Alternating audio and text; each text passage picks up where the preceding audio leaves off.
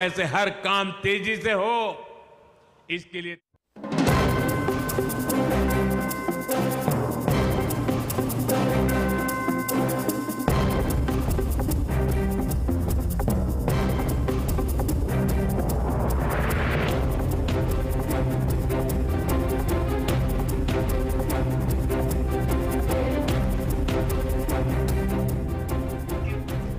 Breaking news చూస్తున్నాం. కృష్ణానదికి ఇటీవల వచ్చిన భారీ వరదల రైతాంగానే కాకుండా విద్యార్థులను కూడా తీవ్ర ఇక్కట్లకు గురి చేసింది.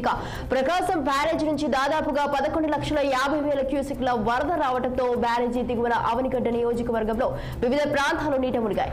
దాదాపు 15 లంక గ్రామాల్లో పలు పంట పొలాలు, విలువైన గృహోపకరణాలతో పాటు విద్యార్థులు అపురూపంగా చూసుకునే పుస్తకాలు, యూనిఫామ్ కూడా వరద ప్రవాహంలో కొట్టుకుపోయాయి. దీంతో బడికి వెళ్లాలంటే తీవ్ర ఇక్కట్లు పడుతున్నారు. ఎలాగోలా పాఠశాలకు వెళ్దామంటే పుస్తకాలు కూడా లేవని, ఇంట్లో ఉన్న బుక్స్ మొత్తం కొట్టుకుపోయాయని చెబుతున్నారు. అరకొర ఉన్నా అవి తడిసిపోయాయని లంక గ్రామాల్లోని ప్రభుత్వ, ప్రైవేట్ పాఠశాలల్లో చదివే వందలాది మంది చిన్నారులు ఆవేదన వ్యక్తం చేస్తున్నారు.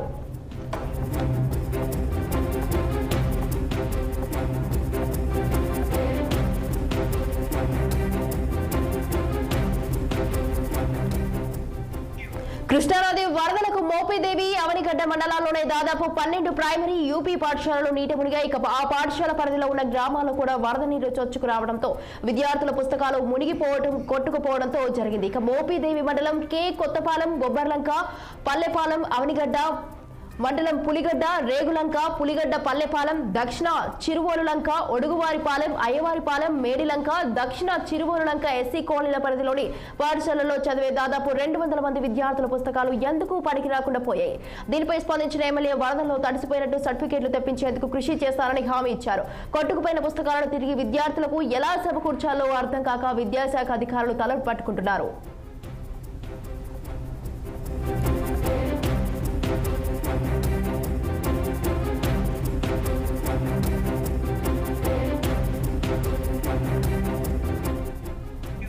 అవనిగడ్డ మండలం రేగులంక గ్రామానికి చెందిన పవిత్ర అనే 9వ తరగతి విద్యార్థిని తన సెల్ఫీ వీడియో అందరినీ కదిలించింది. తన పుస్తకాల్ని పూర్తిగా తడిసిపోయాయని, యూనిఫామ్ కూడా వరదల్లో కొట్టుకుపోయిందంటూ గ్రామస్తుల సహకారంతో వీడియోలో చెప్పింది. పులిగడ్డ శివారు రేగులంక గ్రామానికి చెందిన పవిత్ర పుస్తకాలు, యూనిఫామ్, ఇంట్లోని సామాగ్రి మొత్తం కొట్టుకుపోగా ఆ కుటుంబం కట్టుబట్టలతో మిగిలింది. ఆమె తన పరిస్థితి చెబుతూ పెట్టిన వీడియోపై కొందరు స్పందించారు. పవిత్రకు సాయం చేసేందుకు ముందుకు వచ్చి ఆమెతో పాటు అత్యంత పేదరికంగా ఉన్న మరికొందరు విద్యార్థులు కూడా సాయం అందించారు.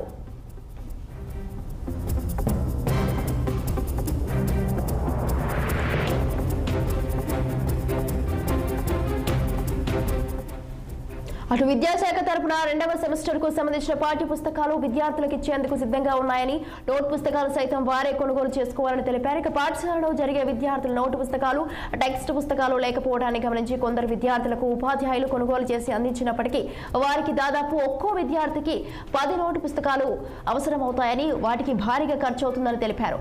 దాతలు ముందుకు వచ్చి వాటిని సమకూర్చితే ప్రభుత్వం నుంచి పాఠ్య పుస్తకాలు ఇప్పించుకోగలమని పలువురు ఉపాధ్యాయులు, విద్యాశాఖ అధికారులు కోరుతున్నారు.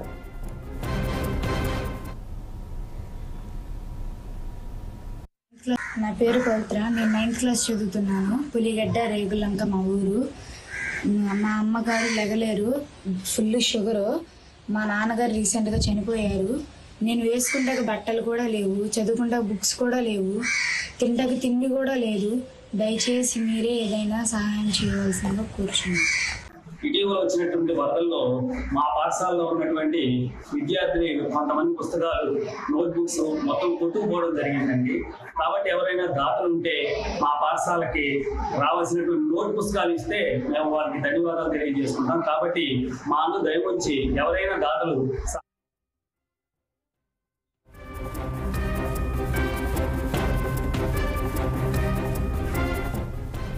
రైట్, ఈ విషయంపై మరింత సమాచారం మా ప్రతినిధి కృష్ణ ఫోన్ లైన్ లో ఉన్నారు. కృష్ణ, విద్యార్థుల పుస్తకాలు కొట్టుకుపోవడంతో వారికి బడికి పోవడం లేదనే వాదన వినిపిస్తోంది. Good evening Swathi. ఏదైతే అకాల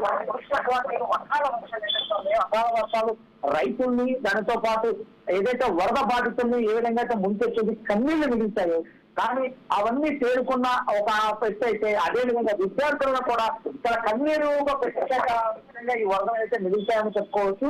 ప్రధానంగా తీసుకున్నట్లయితే కృష్ణా జిల్లా అవనిగడ్డ ప్రాంతంలో, అవనిగడ్డలో ఉన్నటువంటి ఒక విద్యార్థి పెట్టినటువంటి ఒక పవిత్రాన్ని పెట్టి 9వ తరగతి ఒక విద్యార్థిని పెట్టినటువంటి ఒక వీడియో అయితే ఇప్పుడు చెప్పుకోవచ్చు. అత్యంత బాధాకరమైన విషయం. అంటే విద్యార్థి 9వ తరగతి చదువుకునే విద్యార్థి తన చదువుకునే విషయాలు తడిచిపోయి తన యూనిఫామ్ కూడా ఈ యొక్క వరదలో కొట్టుకుపోయి ఇక విషయాన్ని ఇక వీడియో ద్వారా చూసుకున్నట్లయితే దాదాపుగా అంటే ఆ వీడియో చూసిన ప్రతి ఒక్కరు కూడా ఈ విషాదాన్ని అంటే చాలా ఉదయం ద్రవించేదనంగా అయితే ఉన్నట్లయితే మనం ప్రధానంగా చెప్పుకోవచ్చు. ఏదైతే కన్నీరు పెట్టించినటువంటి అంటే రైతుల్ని కన్నీరు పెట్టినటువంటి ఈ వరదలు అదేవిధంగా విజయవాడగా దాదాపుగా 3 లక్షల పైసలకు జనాల్ని నేలల్లో ముంచి సర్వం కోల్పోయేలా చేసినటువంటి ఈ వరదలు కేవలం విద్యార్థులను కూడా కంటపడి పెట్టించే విధంగా చేస్తుంది. వారికి ఉన్న బట్టలు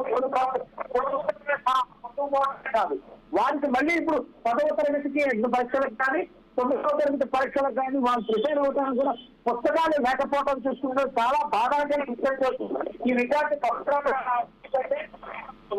మారిందని చెప్పొచ్చు. అదే విధంగా చూసుకుంటున్నదే విద్యార్థుల భోపిరేవి మండలం అవనిగడ్డ మండలాల్లో ఉన్నటువంటి దాదాపుగా 12 ప్రైమరీ యూపీ పాఠశాల వర్షంలో అయితే మునిగిపోయిన మనం చూస్తాను. ఆ వర్షంలో మునిగిపోయినటువంటి ఆ స్కూల్ తో పాటు ఆ స్కూల్లో చెందే విద్యార్థులు దాదాపు 200 మంది పైసలకు విద్యార్థుల యొక్క పుస్తకాలు యూనిఫామ్లు కూడా కొట్టుకుపోయినట్లయితే విద్యార్థులంతా కూడా చెప్పుకున్న పరిస్థితిగా మనం చూస్తాం. అదే కాకుండా ఆ చుట్టుపక్కల ఉన్నటువంటి పల్లెల్లో కూడా చాలా వరకు ఆ పల్లెల్లో నుంచి ఆ గ్రామాల్లో ఇప్పటికే సామాన్లతో పాటు పుస్తకాలు యూనిఫామ్లు కొట్టుకుపోయాయని చెప్పేసి విద్యార్థులు అయితే చాలా ఆవేదన వ్యక్తం చేస్తారు. ఈ విషయాన్ని స్థానికంగా ఉండే విద్యాశాఖ తీసుకెళ్తారో మనం చూస్తాం. కానీ అధికారులు అయితే ప్రతి ఏడాది ఆ పాఠశాలలు ప్రారంభమయ్యే ముందు ఈ పాఠశాల పుస్తకాలు పాఠ్య పుస్తకాలు ఈ యొక్క ప్రభుత్వ ఆ పుస్తకాలన్నీ కూడా వస్తాయి, అప్పుడు మేము ఇవ్వగలుగుతాం. ఈ సందర్భంలో అంటే సాధ్యం కాదని విషయాలు అయితే చెప్తున్నారు. కొంతమంది దాతలు అయితే నోట్ పుస్తకాలు అదైతే కూడా ఇస్తున్న పరిస్థితిగా మనం చూస్తాము. ఏది ఏమైనప్పటికీ ఈ యొక్క విద్యార్థుల యొక్క యూనిఫామ్ కొట్టుకుపోయి పుస్తకాలు కొట్టుకుపోయి ఎండబెట్టుకున్నటువంటి ఆడబెట్టినటువంటి విషయాలు కానీ కొట్టుకుపోయిన విషయాలు చూస్తుంటే చాలా అత్యంత బాధాకరమైన విషయం అయితే మనం ప్రధానంగా చెప్పచ్చు. Swathi. Right thank you Krishna, thanks for the details.